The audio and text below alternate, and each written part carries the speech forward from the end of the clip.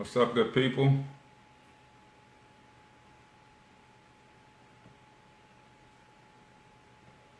Let's get ready to do this morning.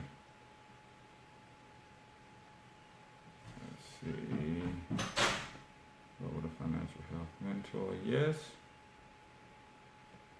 Get rid of some of these.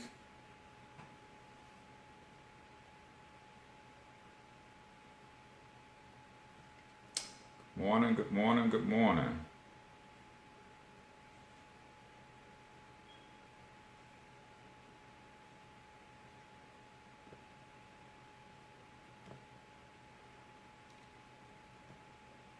You just get this on your profile page, and we'll be ready to rock and roll this morning.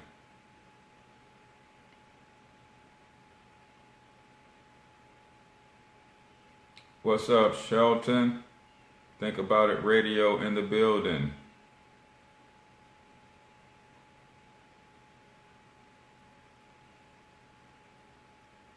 All right, come on. There we go. Copy link address, yes. Yes, sir. Yes, sir. Let's get ready to do it, y'all. Lionel, thanks for sharing, brother.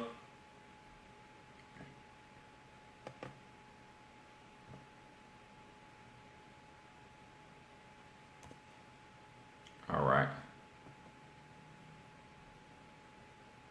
That ought to do her. Let these people know that we's on live. Let's cue up the intro music. Let's get ready to do it, man. Got a show with Craig today. That's what's up, man. Getting over the hump. That's what's up. Love that you guys are collaborating, man. I think you guys are going to do something big, man. And if you ever need me to help you with anything, man, let me know.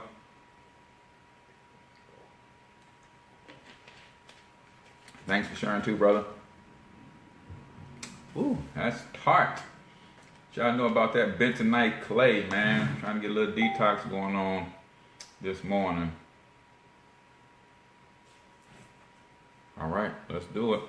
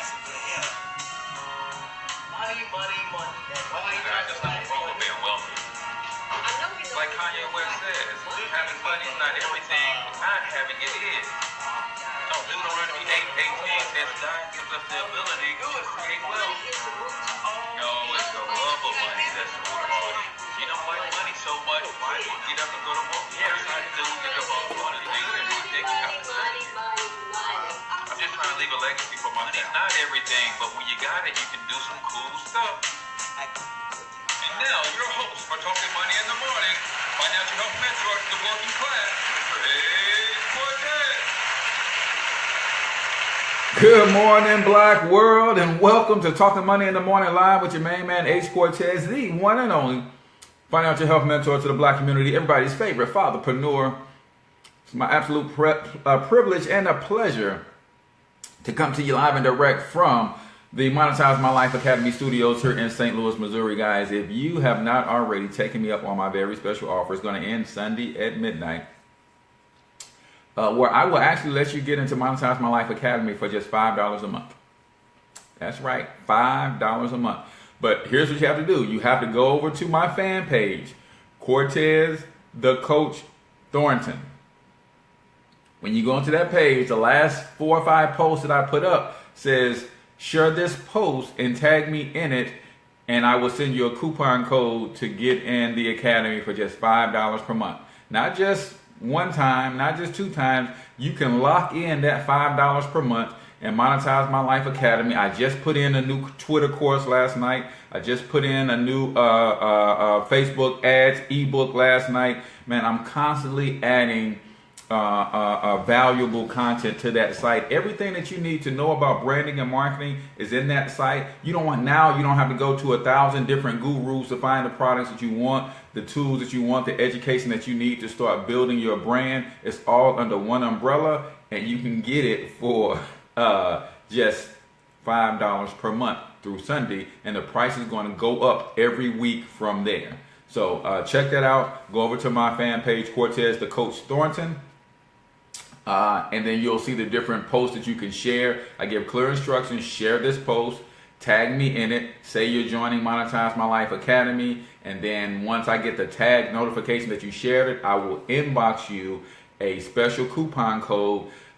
This deal is I charge $97 a month for Monetize My Life Academy. I'm giving you $92 off the regular monthly fee for the rest of this week, and then the price goes up every week because this is my soft launch, and I will officially launch it at regular price in a couple weeks. But I want you guys to be able to get in, poke around, let me know if there's any discrepancies, let me know if the links and stuff are not working, all that kind of stuff. And that's my way of saying, okay, since you're going to help me with that, I'm going to let you have access to this platform for just $5 a month. Since I'm new to this, we'll need some assistance. I'll help you with that, Lionel. And I want you to get that membership for $5 a month. All right, so do me a huge favor. If you're checking us out on Periscope, then go ahead and share this with your followers. Tweet this out. If you are checking us out on YouTube, do the same thing. YouTube, my YouTube channel for Monetize My Life Academy is just that. If you go to Monetize My Life on YouTube, then you'll see some videos that you can share. As long as you share those videos and tag me in them so I know that you shared them, you will get the same $5 discount for those of you on YouTube who are not necessarily on Facebook. But I want you guys to help me out, make this thing a really, really nice platform where you can go and get educated on how to build your brand, how to make money online, and all that good stuff. But if you haven't already hit the subscribe button, YouTube, go ahead and subscribe. And then copy the link, share it on your favorite social media timeline. If you guys have not already shared the stream for Facebook, please do so. Go ahead and share, right? Make room in the billionaire circle. I'm coming. I got you, Shelton. And speaking of which, I want to let you know exactly who the show is for. The show is for risers and grinders only, man. If you're ready to get up, get out, and get something, this is your show. This show is not for the bump on the log, man. It's not for the bump on the log. Vincent Morris, I just started to tell you, the viewers, to purchase your book, Monetize My Life. Okay, so Vincent has the book, and you got to go activate your 3 free months of Monetize My Life Academy. Or if you just want to me to send you the code and you just have $5 per month just permanently, I'll send you that code, Vincent. So just inbox me, brother. But he says he loved the book. And it just gives you some perspective, some things that you can do to take some things that you are passionate about and transform and monetize those things, man. That's what we're talking about, man. Monetize My Life Academy is a book, and the Academy teaches you how to execute the strategies that I lay out in the book. So, really quickly, guys, you guys know today was My Brother's Keeper's speaker series. I was doing a whole week, so I want you guys to do me a huge favor. I want you to join me in a word of prayer. My guest for this morning had a family medical emergency late last night. So, Lord God, I just thank you for this day, and I want to send a special prayer out for Brother Bless Ellis and his family. We know that you are a healer and you can be the doctor in the medical room. So I just pray that you protect and keep his family covered, and then allow him to know that you are there with him so he won't stress out over this potential medical emergency, and give him peace about it. In Jesus' name we pray, amen. So he was supposed to be on today. Bless is my guy, man. Dude, I have a lot of respect for. And, we're going to definitely get him back on the show for sure. But I want you guys to just send up a quick prayer for my brother and hope that everything is okay with his family in that medical emergency. And we'll get him back on the show as soon as he's ready for that. So even if I have to do a special segment to get him on early next week, whenever he's ready, I'm going to bring him to you guys, because dude, that's my guy, man. That's my guy. So today we're talking about, I don't know if you guys have ever seen, last year, Dr. Boyce Watkins was doing what's called the Black Code Challenge, right? The Black Code Challenge. And if you guys don't follow Dr. Boyce Watkins, he has a huge following, and he was allowing you, if you could memorize these 12 part black code and send him a video with you memorized, he will put that on his channel with your brand and give you the opportunity to get in front of his audience. Now, I didn't take the challenge. I just knew that the black code was just something that we should adopt, man. And here's the thing about a code of ethics. See, your code of ethics precipitates culture.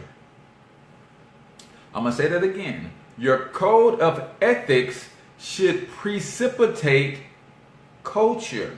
Now, we know that we have a strong black culture, but the question is that black culture moving us to an agenda that we want? We have a black culture, right? We have a code of ethics, a code of conduct, but the question is, should that current code of conduct, should it be revisited, right? I've got a video on this very channel, on this very page of Jay-Z talking about the fact that we as black people are culture and that nothing moves without us. The question is, why do we continue to give our culture away? And the simple answer for me is this: we need to revisit our code of conduct. See, the code of conduct precipitates culture, and it shapes culture, and your culture is what you do automatically, and there should be certain things built into our automatic lifestyle that will move us closer to the agenda that we want. Right? So again, your code of ethics, your code of conduct should precipitate your culture. In fact, it should dictate and shape your culture. I'm developing a code of ethics with my family right now. We sat down and had lunch the other day after church, and we start talking about what we want the Thornton family to be. See, how many of you guys have ever just said that and start to plan out exactly what you want your family to be, or is your family just is, right?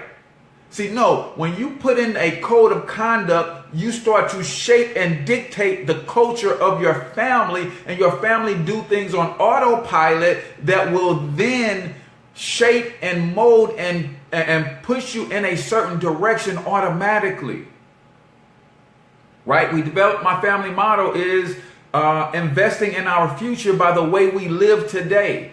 So I want my family's habit to always be in everything we do, planting a seed that's going to shape our tomorrow. Have you thought about a code of ethics for your individual family that's going to shape your family's culture, that's going to move you to where you want your family to be on autopilot? Have you set expectations for your family? That's the question.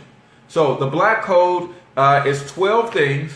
So I'm gonna go over all 12 of them, but I've got a quote of the day that I got to give you guys that my man hit me with. So code number 1: we do not steal from each other.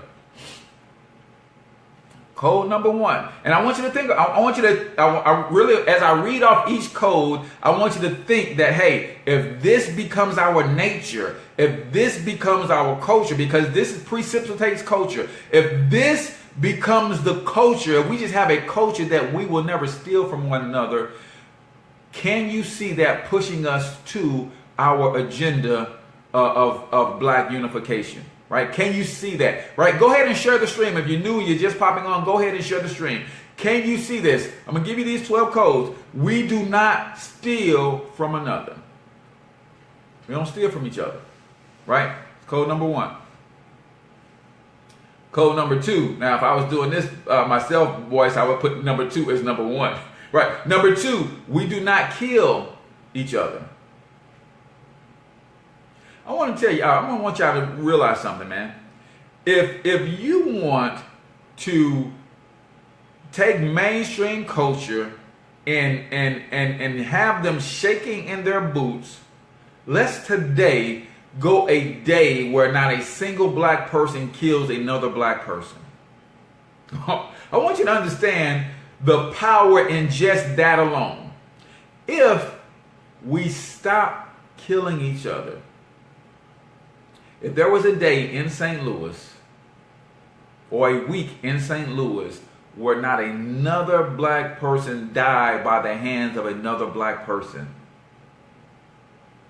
you know we've been conditioned to do that because of our mortality rate versus their mortality rate, right?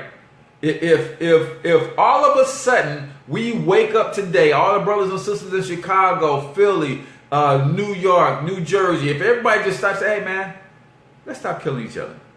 Do you know instantly, within a week's time, we would gain so much ground in terms of the number of bodies that we have versus the number that they have. See, they count on us killing each other because their birth rate is at a negative number.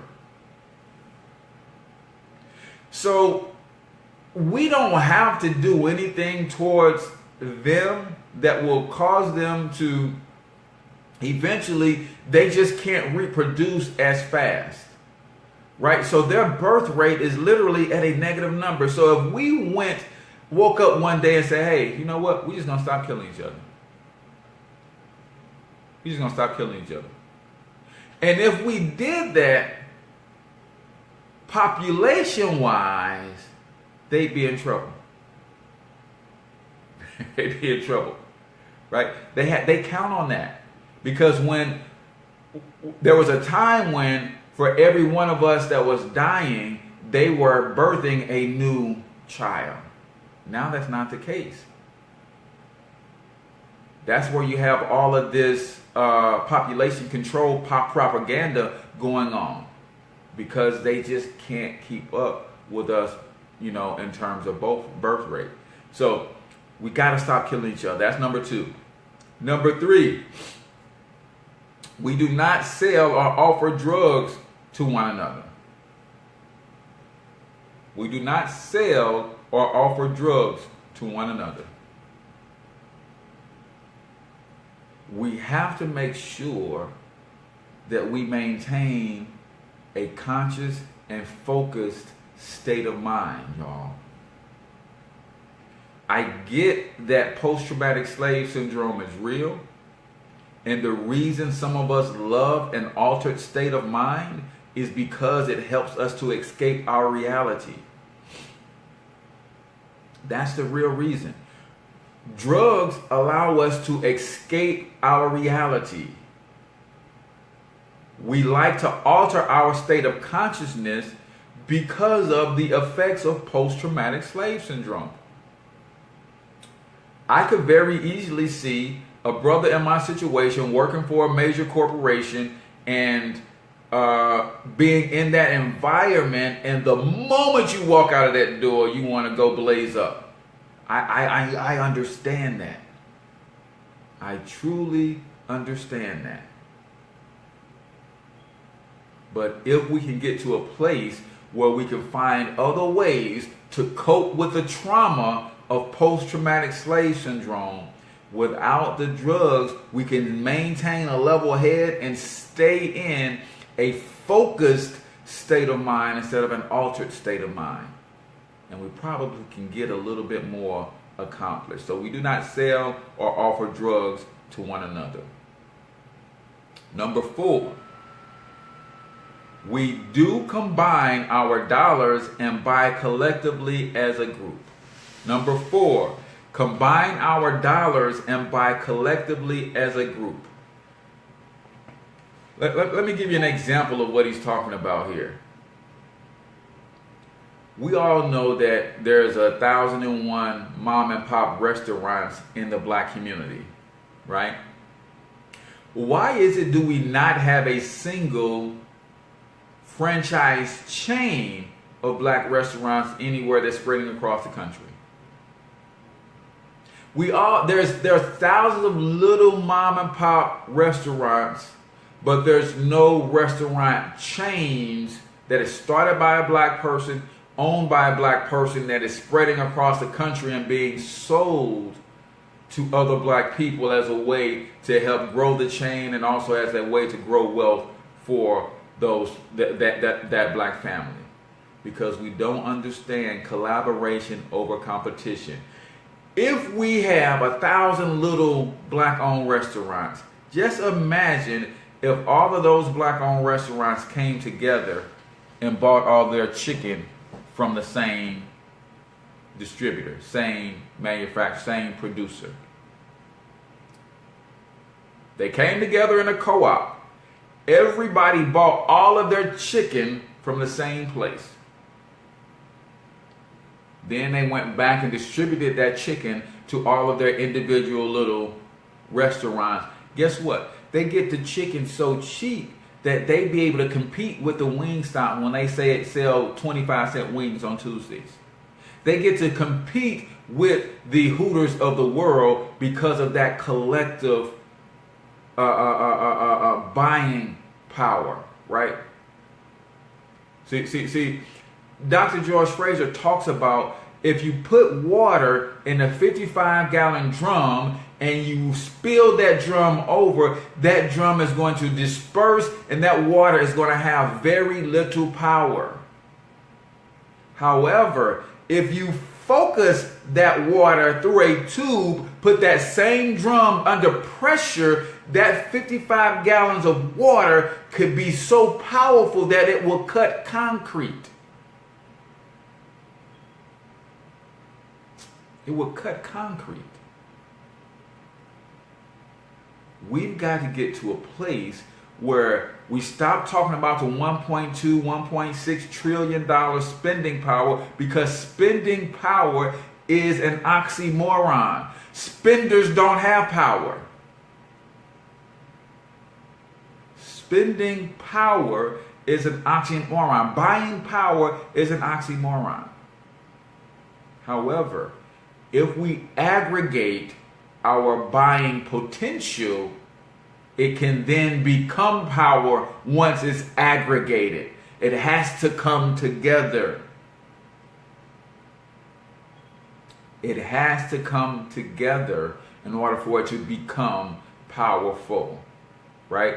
So combine our dollars and buy collectively as a group with everything we do. I know a bunch of people who produce t-shirts. And I'm saying, why ain't now one of y'all came together and became the t-shirt wholesaler? Because I'm buying my t-shirts over here. I don't want to partner with him. He's buying t-shirts, and we're all buying t-shirts, and we're spending $2 per shirt. But if we bought our t-shirts together, we all get our t-shirts for 50 cents a shirt. Don't that just make sense? Even if that's my competition, even if I don't like this dude, as long as we're going to deal in business fair with one another, man, let's come together and we both going to get these t-shirts for 50 cents a t-shirt, and may the best man win. When I put my designs on mine, I'm trying to outsell you. You put your designs on yours, you're trying to outsell me. We got a friendly competition. But whatever we sell, we're going to put our money back together and buy our t-shirts in bulk, and we all going to get t-shirts for 50 cents a t-shirt. It just makes sense.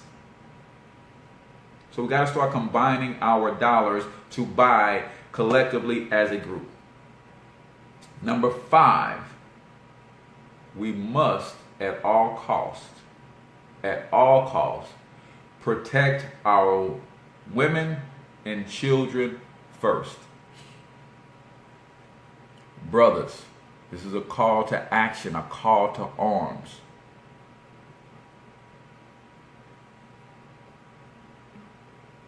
Call to action and a call to arms. Brothers, we must protect our children and our women first. And this is a shameless plug, right? This is a shameless plug. Because one of the reasons we can't really protect our children and our women the way we want to, brothers, is because we don't know how to effectively and efficiently earn a living. There is a better way to earn a living than working 12 hours a day, 5 days a week. I get it. We've been taught to work hard, man. Wealthy people put their money to work for them because your money can work 50 times harder than you ever can. So you got to get your money situation squared away, and that's what the Black Wealth Movement is all about. You got to get your money situation squared away, because you can't protect your family if you have to be away from your family 12 hours a day. It's difficult. When you are not self-made and you can't walk off your job to go deal with a problem at your child's school because you fear losing your job, you can't protect your family in that way. When marauders are in our community causing harm and hurt to our women and our children, we can't be there to protect them and put the young bucks in check because we got to go chase a dollar on somebody's job. Right? We can't hold the police and the politicians accountable because our money ain't right. I don't have time to call my local politician. I don't have time to show up at his office and say, man, Mr. Alderman, Mr. Ward person, Mr. whoever, you're going to come and you're going to clean up my damn neighborhood because I'm on somebody's job. Right? So we got to get our money right so that we can be better protectors of our families. Right? So that's number 5. Protect our women and children first. Number 6. We've got to educate our own at every chance.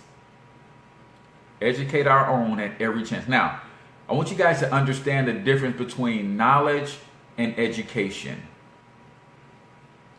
Knowledge and education. In fact, when we talk about education in the public schools, what do we say? We talk about the education system. We talk about the public school system. See, knowledge is something that you know through being taught, through experience. Then that knowledge becomes wisdom when you apply it and gain experience from it. So knowledge is what you know. When you apply it and gain experience from that application, now it becomes wisdom. Education is just the system by which you transfer knowledge from one to another. Education, in my definition, is just the system by way in which you transfer knowledge from one to another. You have to ask yourself, in the educational system that is currently in place, what knowledge is being transferred? Who's in charge of that knowledge? And what wisdom do we gain from that knowledge when we apply it? Does that wisdom that we gain from the knowledge that we apply, is it really serving black people?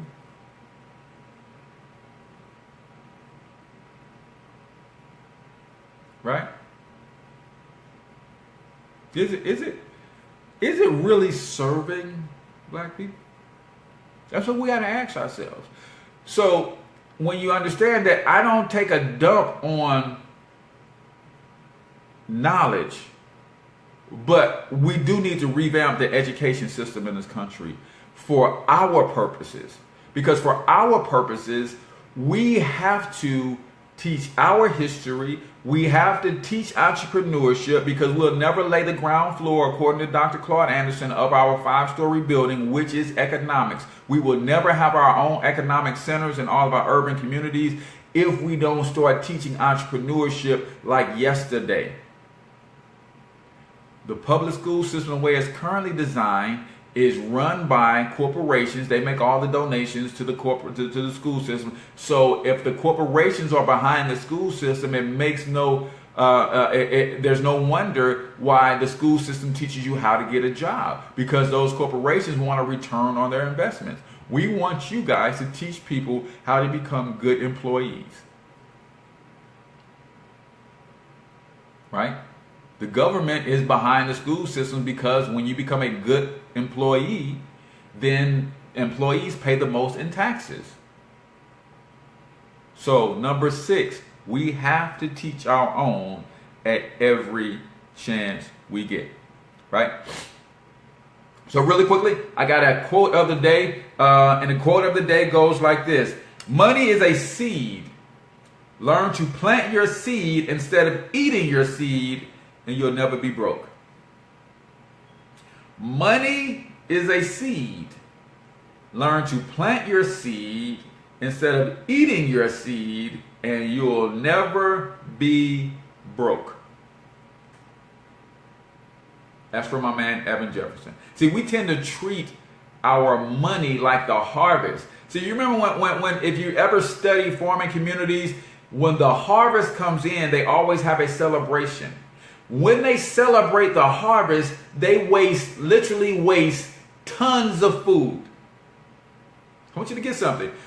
When the harvest comes in, there's a harvest celebration. Whenever you have anything in abundance, that is when you waste the most. They literally will waste tons of food during the harvest celebration. You guys know, go to a buffet.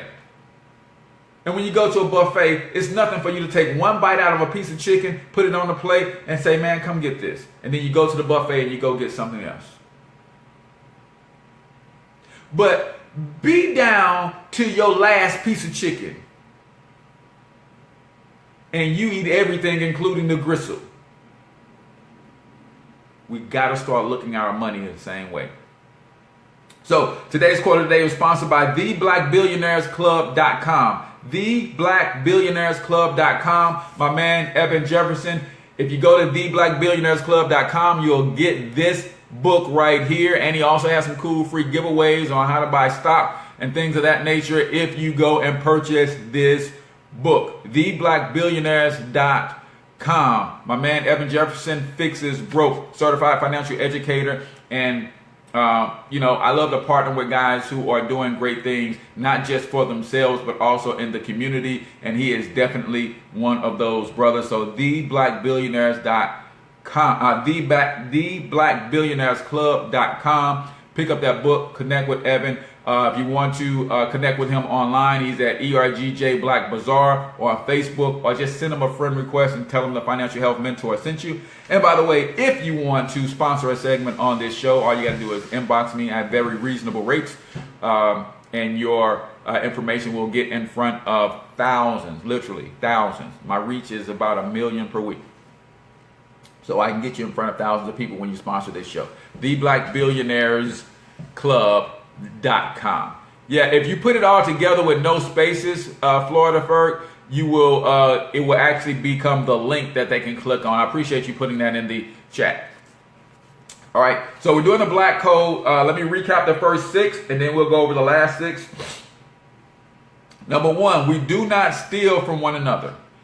Number 2, we do not kill one another. Number 3, we do not sell or offer drugs to one another. Number 4, we combine our dollars and buy collectively as a group. Number 5, we protect our women and children first, even to the death, fellas. Are you willing to lay down your life? Are you willing to lay down your life to protect our women and children? Because I want y'all to get something, man. I want y'all to get something. And I'm struggling to get to this place, but I'm almost there. When you overcome, I got a sneeze coming on, so I keep grabbing my nose on. When you overcome your fear of death, unless you overcome your fear of death, you will never live.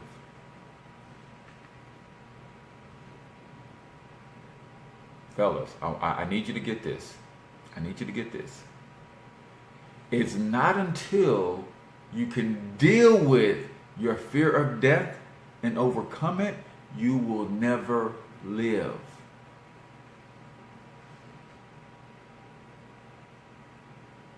I'm not saying you do things that will cause you to die. I'm saying that when it's time for you to step up, the fear of death is not going to stop you from stepping up and stepping in and taking your rightful place as a protector and the guardian of this freaking universe. Yeah, I said it. I didn't say of the black woman. I didn't say of the black people. I didn't say of the black pen. I said we are the guardians of this universe. And when we can shed that fear of death, man, you're going to see that that's when you truly begin to live. See, I want you to think about some of the young brothers you see in the street acting a fool, doing whatever they want to, whenever they want to. You know why? Them brothers ain't scared to die, man. Them brothers lost all hope and feel like they don't got nothing to live for. They ain't scared to die, so they living to the fullest. They riding this thing till the wheels fall off. Now, what if we do that? But we do that with a purpose, and not because we lost hope, but we lose our fear of death because we have a tremendous amount of hope. See, it's one thing to live life not afraid of death because you're hopeless. But what about when you live life not afraid of death because you're hopeful? It's a different thing, man. Different thing. Number 6, we gotta educate our children every chance. Number 7, we do not fight one another, man. You know why we can't fight one another?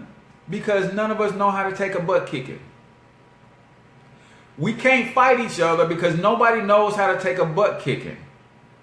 There was a time in our youth where you could lose a fight and it wouldn't be the end of the world, and you wouldn't go home and get a gun and want to kill the person who kicked your butt. You go to the weight room, you lift a few weights, you say, next time I run across this guy, we're going to go at it again, and I'm going to get the best of him this time. We can't fight each other now because nobody knows how to take a whooping. So you get a whooping and then you want to go back and not only go back and kill that person, you want to kill that person and everybody else associated with that person. That ain't how we used to do things, man. That's not how we resolve things, right? We do not fight one another. Number 8, brothers protect and build up brothers. Brothers protect and build up brothers. Guys, we've got to get to a place where we know that we're family. We know that we're family. We got to get to that place, man. And we got to start looking out for one another like family. We got to start lifting each other up. We got to start encouraging each other. We got to start going out of our way to let our brothers know we believe in them. I know that's for what you've been taught masculinity is, that's a problem for most brothers. For what you've been taught masculinity is, for most of you, that's a problem for you. Oh man, I ain't gonna get no dude, no compliment, because you've been taught masculinity is the same thing as being macho. Macho is a farce. Being macho is a farce. Because being macho keeps you in competition with one another. Being macho keeps you from supporting one another. Being macho keeps you from lifting one another up. So you've been taught what masculinity is, and what you've been taught is dead flipping wrong. You've been taught what masculinity is, and what you've been taught is wrong, dead wrong. Matter of fact, you've been taught to accept something that is the opposite of masculinity as masculinity. That's why we have a problem in our community. That's why we have a problem in our community. Number 9, Sisters, protect sisters and build one another up. Sisters got to protect sisters and build one another up. And I'm going to say this, and I hope, sisters, I can say this and we still be friends. But you've got to pull yourself out of the feminine movement.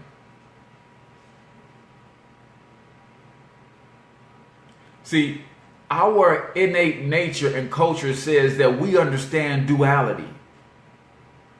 We let somebody else define to us what femininity is. And they created a whole movement around it which separates gender. And I get why you would be sucked into such a movement, because this world, the rulers of this world created this male dominant masculine power structure, and you feel left out, and you feel that you need to get your power structure on, so you created a movement to combat that movement, but you're fighting the wrong fight, because that was wrong in and of itself. There's duality, man. That's why there's man and woman. That's where there's masculinity and femininity. They work together. We are one. What does God math says? One whole person come together with another whole person, and they create a new person. Everything to be properly birthed in this country takes both, in this world, in this universe, takes both the male principle and the female principle. Even thoughts, even ideas. If you are trying to do anything and you are a man and you're doing it on your own without the interjection of a thought from a woman to help soften what you're doing, it's going to be tough to birth something that's going to last eternally. There's duality. You have to have both. You have to have both. You have to have both, man.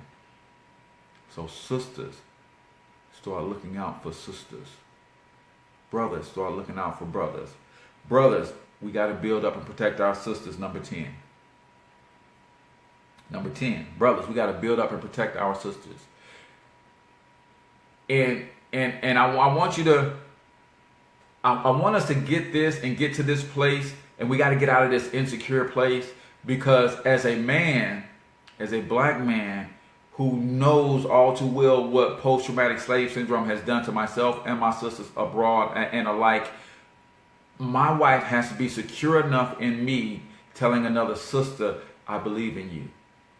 She has to be secure enough in our relationship and our love that I'm solid and that I'm not going anywhere, but she has to be comfortable with me telling another black woman, you can do it. I believe in you. How can I help you? What can I do to help you overcome some of your struggles? Sister, you look good today. And I can say that in a non-sexual way, as not being some sort of pervert or some sort of come on from a married man telling another sister that she looks beautiful today, because I'm hoping that turns her day around so she can go throughout the rest of her day feeling like she looks beautiful, because how you feel will determine the actions that you take. A lot of times the actions we take because we're coming from a place of feeling frustrated.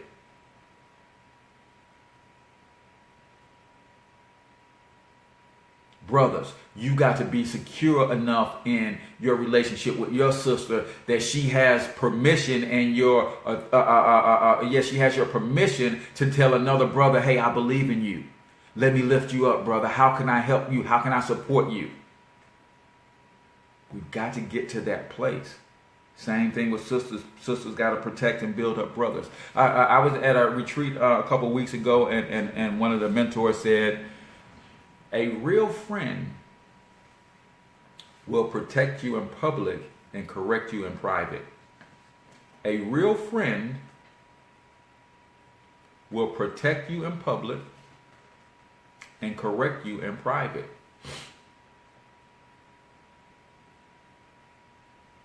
And what do we like to do as a community of people in general? We like to publicly correct one another. You want to see something funny? stick a microphone and a TV camera in a black man's face and ask him to say something positive about another black man.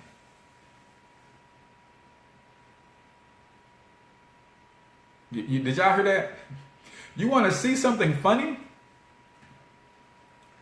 Stick a camera in a black man's face and ask him to say something positive about another black man. You want to see the sickness come out of a brother? You want to see post-traumatic slave syndrome in full effect? It happens all day, every day. Look at your TV anchors and your pundits. Whether it's sports, whether it's regular news, it don't matter. Whenever there's an issue coming up that involves black people, listen at how black people respond. And I'm not saying that they can't have their opinion. I'm saying you protect your culture in public and you correct your culture in private. You protect your culture in public and you correct your culture in private. You don't see other cultures jumping in front of national TV on national news and bashing their leaders, bashing their culture, bashing other people. Something goes down. What happened when Dylan Roof went into that church and killed all those people? Did their culture go out and say he was a freaking lunatic? Did their culture go out and say he was a maniac? Did their culture say he needed the death penalty? Did their culture say he deserved to be killed? What did their culture do? Their culture protected that young man and said he's sick. He needs help. He needs he snapped. They protected that young man's image and his integrity. So-called integrity. You don't go into a church and kill 9 people and you have integrity. But they protected his image. Because that's what their culture does in public.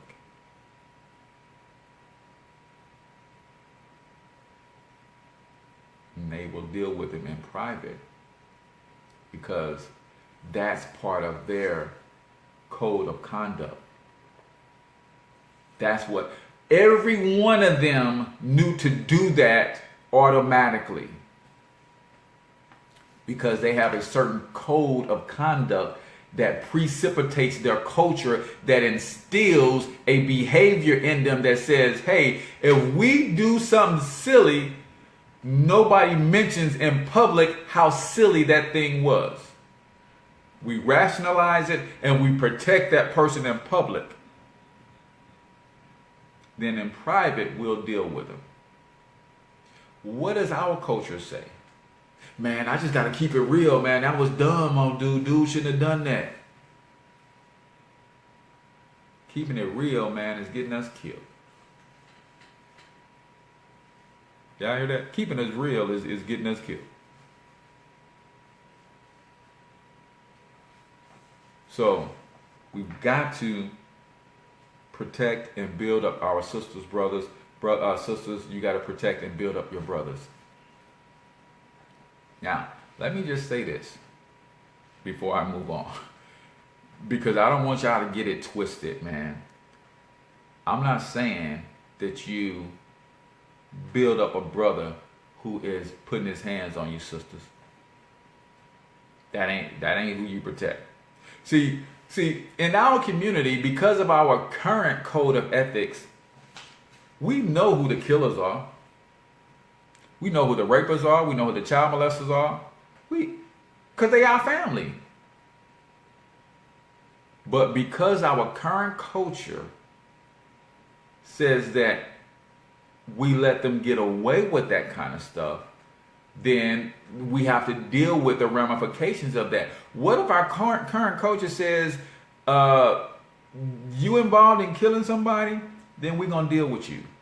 What if our current culture says that even if it's my son, you go out and rape somebody, In public, I'm going to protect you. But we're going to come back in our community as a community, and we're going to decide on how to deal with that so we can end rape in our community.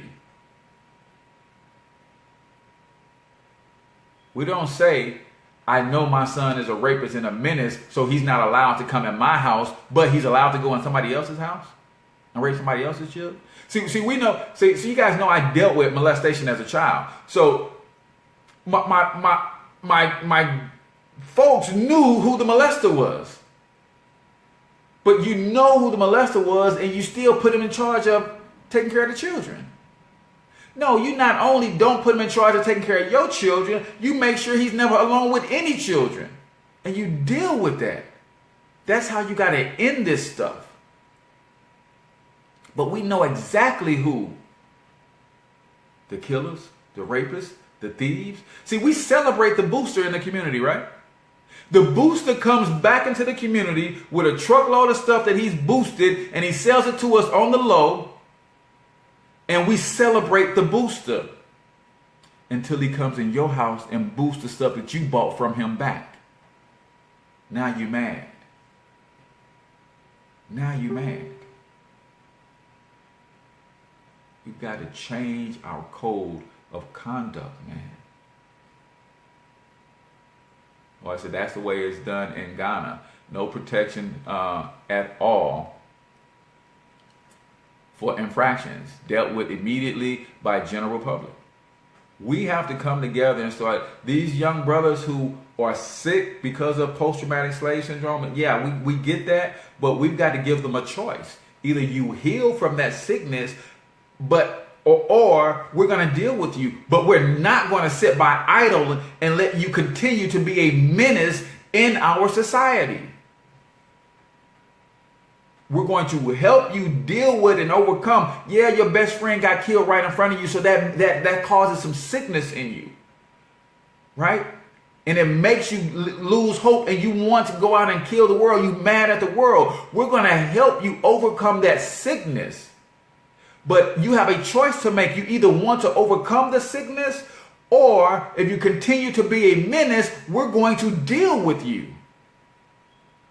Not the justice system, not the cops, not the jails, not the judge, us.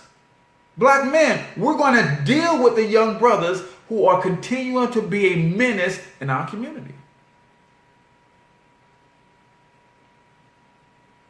That's just how it has to be.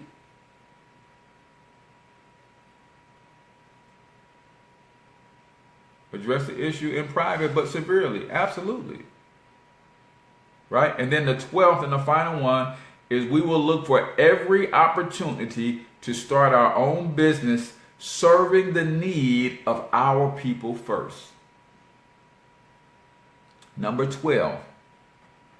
This is where the code of conduct actually leads to action steps that will get us where we want to be. So if we look for every opportunity to start our own businesses, serving our needs first, that's where you build your own economy. Level 1, Powernomics. That's where you build your own economy. When we look for every opportunity to build businesses that serve our needs first. This is how we win. Remember, your code of ethics, your code of conduct precipitates your culture. So now everything that enters into our culture has these 12 things wrapped and woven in it. So nothing enters our culture that will go against these 12 things. So that means if we look at these 12 things, gangbanging in our culture is redefined by default. Because what are some of the foundational principles of gangbanging? They were perverted, right? Because we know that most of the gangs were set up to protect and combat police brutality in our community, right? But then they became perverted. But what is gangbanging changed to if this is our new code of conduct? When they can't kill, when they can't fight each other, when they can't steal from each other, when they can't offer and sell drugs to each other, then the gang becomes something different. Because the culture or the code of conduct precipitates the culture. Precipitates the culture. So anything that now enters into our culture, we have to ask ourselves, does this code of conduct line up with, does this act line up with our code of conduct? If not, we can't make this part of our culture. We cannot make this part of our culture. If it lines up with our code of conduct, if you're not robbing or stealing from each other, you're not killing each other, not selling or offering drugs, you're not you're combining dollars to buy in groups, you are protecting our women and children, we are lifting each other up, we're educating our own, and we're looking for business opportunities that serve us first. If what you're doing fits into that mold, then it can become a permanent part of our culture. If not, then it cannot become part of our culture. See, our culture developed with a code of conduct initially, but then when you institute television programming, then somebody starts to define our code of conduct. Why do you think the stereotypes are always negative and projected? Because it reinforces a code of conduct amongst us, and the code of conduct precipitates culture. In fact, your culture is developed and defined by that code of conduct. So what again is my definition of power? My definition of power is when someone can define who you are and what you believe, but make you take on that definition as if you came up with it yourself. So our code of conduct is constantly being defined. They're constantly telling us. They'll see some. I kind of like to choose my words carefully, but in this case, this word applies. They will hear an ignorant brother or sister say something that is halfway philosophical in sound. Then they will take that sound bite and they will play it over and over and drill it into our heads until we start saying that as if we came up with it. And we own that as a definition. Give an example. Who told you you live in the ghetto?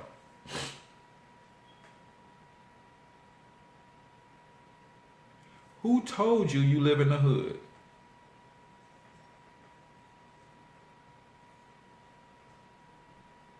See, somebody else defined you as ghetto. You took ownership of the word ghetto and you claim it now and you use it as an acronym to define yourself. Or you use it as a adjective to define yourself. And now you wear that with pride, but somebody else defined that for you and had you take that on as yourself. Because if they allowed you to continue to say that you live in a community, they understand that words have power. There's unity in the word community. And if you continue to talk about the fact that you live in a community, that's going to, in essence, create the community that you want to see for yourself. But as long as you keep talking about you live in a ghetto, you live in a hood, then you're going to keep it looking like a ghetto. You're going to keep it looking like a hood. You're going to trash it. You're going to disrespect. You're not going to own anything in it. You're not going to build any businesses there.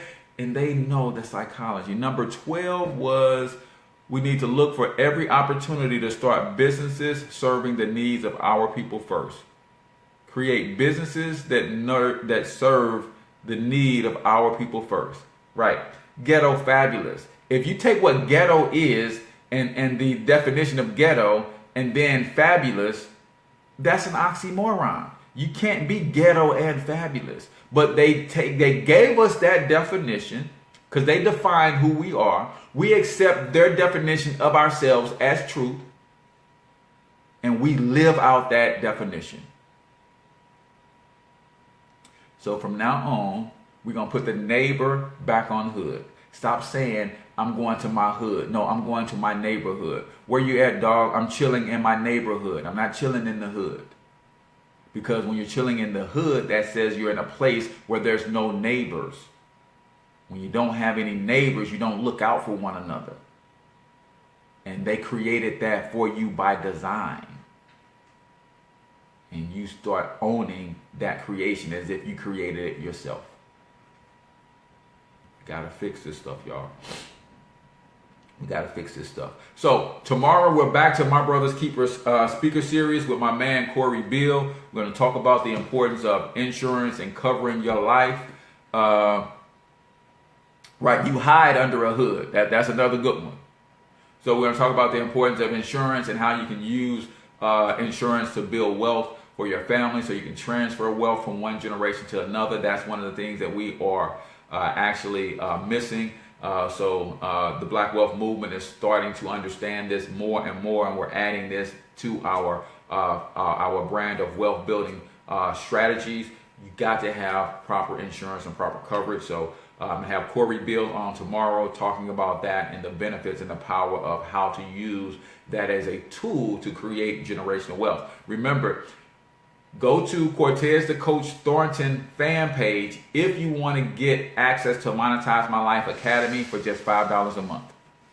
If you go to that fan page, you get access to Monetize My Life Academy for just $5 a month. There's some posts there with some instructions. Say, hey, if you share this post, tag me in it, and say you're joining Monetize My Life Academy, then I will see the tag, and then I will inbox you a coupon code that will take your join fee and your monthly fee from $97 a month down to $5 a month. Yep.